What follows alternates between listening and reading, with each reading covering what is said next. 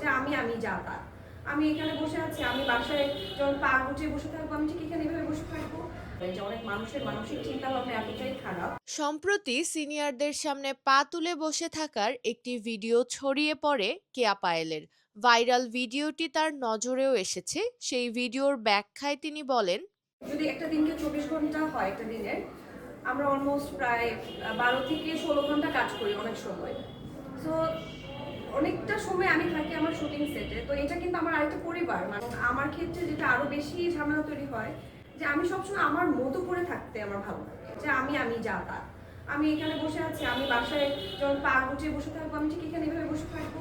একটা মানুষ কতক্ষণ রবটের মতো থাকতে পারে? সম্ভব হয় না। তো সেক্ষেত্রে কি হয়, যেহেতু আমি অনেকটা সময় ধরে আমি একটা জায়গায় কাজ করি, তখন একটু নিজের মতো বাঁচতে ইচ্ছা করে। আর মানুষ কতক্ষণ আসলে ফেক হয়ে থাকে, আমি তো পারি না।